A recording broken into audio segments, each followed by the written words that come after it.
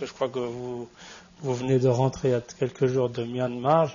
Oui. Alors, pourquoi ça n'a pas bougé? Avec les bons birmans qui sont sortis, on a pensé que c'était un changement décisif. Et puis, ça n'a pas abouti. Pourquoi?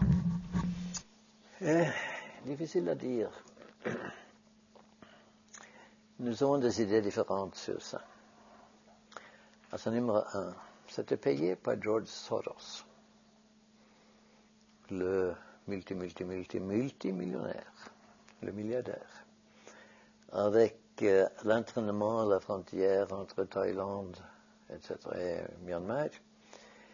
Et tu sais, si ça vient et payé de l'étranger, je ne vais pas dire que ça c'est tout ce qu'il y en a, absolument pas. Ça réduit un peu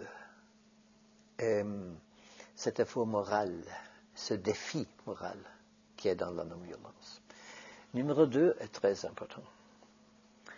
Toute l'opposition à Myanmar n'a pas réussi à développer une image de l'avenir. Il n'y a aucune image. L'avenir, c'est l'avenir sans le gouvernement militaire. Mais le gouvernement militaire a un argument. Nous ne pouvons pas laisser tout ça à vous. Parce que si nous en allons, et vous êtes là, et vous prenez la position, vous n'avez aucune idée que faire, qui est relativement vrai. Et c'est exactement à cause de ça que je mentionnais comme point numéro 1 dans la lutte de Gandhi, avoir une image de l'avenir relativement précise. Et bien sûr, une image sans punition. Alors on ne commence pas disant que on commence avec un cours, un procès juridique contre vous. Et ça, quelle heure qui a fait Wałęsa de Gdansk, Solidarność. En Pologne, hein? En Pologne. Ouais. Il a eu beaucoup de succès avec la révolte de Gdansk. Et moi, je me rappelle très bien parce que j'avais fait un entretien avec lui.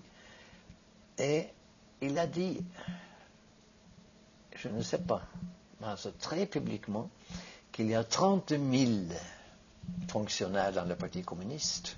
Il faut avoir le procès juridique contre eux et la punition. Non. Bien sûr, ils n'étaient pas enthousiastes. Ils n'ont pas dit quel avenir intéressant. Ici nous sommes. Prenez-nous. Parce qu'il y avait énormément d'enthousiasme pour le programme de 21 points de l'avenir. Mais il a ajouté ce point-là, numéro 22. Et ça qu'il faut éviter. Ça nous mène aussi à parler un petit peu donc de revenir un petit peu à cette notion de non-violence considérée soit comme sous un angle moral ou sous un angle purement stratégique. Vous avez mentionné ce qui se passe à Myanmar et aussi ces soupçons donc de financement externe, etc., de Soros. Il y a maintenant ce qu'on voit de nos jours, les concepts des color revolutions, les révolutions colorées. Et là, on entend des noms, on entend des pays, on entend des superpuissances. Bon, soyons concrets, les États-Unis, des noms comme Gene Sharp, par exemple, à qui on prête le fait qu'il insiste beaucoup plus sur le côté stratégique, technique de l'action non violente et qu'il laisse de côté les aspects moraux. Il y a aussi ces liens vrais ou faux avec des cercles gouvernementaux US et que ces révolutions colorées, en fait, ne sont que la manifestation d'une volonté politique des États-Unis, donc et de leur service. Est-ce que ça peut porter un coup à cette valeur que constitue la lutte non violente? C'était difficile ça. Ça a commencé à Yougoslavie. Il y avait une opposition non violente des étudiants. Et moi j'étais là comme consultant. Ça c'est venu de la faculté de philosophie. Je me rappelle très bien les réunions que nous avons eues dans la salle de sénat de la faculté de philosophie à l'université de Beograd. C'était tout à fait non violent, il n'y avait aucune couleur, avec la chute de Milosevic. Et il y avait beaucoup de phases dans cette résistance. C'était toujours un mouvement des étudiants Parce que Milosevic a eu beaucoup de l'appui dans la population, surtout la classe ouvrière et les retirés. Ils avaient crainte de perdre leur travail et de perdre leur retraite, en général. Alors, l'ambassadeur des États-Unis à Belgrade a vu tout ça. Et il a dit aux étudiants s'ils peuvent coopérer dans des autres pays. Et les étudiants ont dit que oui. Coopérer pour faire quoi? Pour faire des révolutions pareilles. Donc, il y a une vérité qui est concrète si je peux dire, de manipulation américaine. Mais sans doute. Ça, c'est Georgia et Ukraine. Et Poutine a dit, je me demande quelle couleur ils vont utiliser dans mon pays. Il a dit ça. Non, il n'y a aucun doute, parce que tu n'as pas une situation où, d'un coup à Soudan, 100 000 personnes ont quelque chose orange peut mettre ici, ou quelque chose bleu, etc. Donc, est-ce qu'on peut dire concrètement qu'à chaque fois qu'on a un mouvement avec une couleur et une fleur, que ça vient des États-Unis?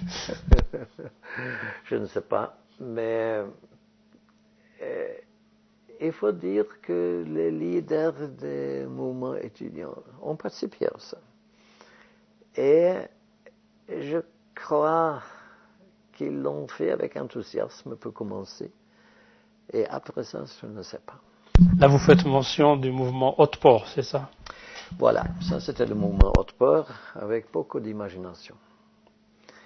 Par exemple, une méthode qu'ils ont utilisée qui est tout à fait incroyable, s'il y avait, n'est-ce pas, toute la police là pour garder les bâtiments publics et mille d'étudiants pendant la nuit. Et un étudiant a lu des textes philosophiques pour la police. Et bien sûr, ce sont des textes bien choisis. Et c'est la première fois que la police a eu une conférence pendant la nuit comme ça. Et ils ont eu des entretiens, des blagues, etc., des échanges verbaux, mais sans violence. Aucune violence. Et alors, à la fin, c'était relativement clair, il y avait la capitulation et la chute de Milosevic. Et ça travaillait exactement selon les idées de la psychologie non violente. Mais on ne peut pas importer une révolution. Il faut que ça vienne, n'est-ce pas, de l'intérieur. Et on ne commence pas avec une foule, on commence avec quelques-uns. Et les autres sont inspirés. Et ça, c'est exactement la faiblesse, bien sûr, de le point de vue de Sharp, que pour moi est trop stratégique. Il a fait un travail excellent pour identifier 299 méthodes. Mais pour moi, c'est beaucoup plus important de savoir quel est le principe principal, de ne pas coopérer avec la structure fausse et de construire une autre structure parallèle. En même temps. Johan Galtung, on discutait donc de la non-violence et puis s'est posé le problème de savoir si les méthodes non-violence avaient des chances de succès dans des pays et des sociétés complètement disloquées, soumises à une dictature, à une répression. Je parle spécifiquement par exemple du monde arabe. Est-ce que de telles méthodes ont une chance d'aboutir dans de telles situations? Vous savez, il y avait quelque chose de très intéressant qui est passé dans le mois de février 1943 dans la dictature nazie au centre de Berlin. On avait arrêté 3000 juifs avec des épouses allemandes. Ça, on avait attendu avec ça parce qu'on avait le soupçon que ça va être difficile. Alors les Allemandes sont arrivés avec la non-violence et après, je crois, quelques jours de protestes énormes, ils ont donné la liberté aux Juifs. Et la moitié d'eux sont cachés et l'autre sont retournés au travail et après ça, on leur a pris l'un après l'autre, mais pas la même nuit. Et alors, ils sont tués.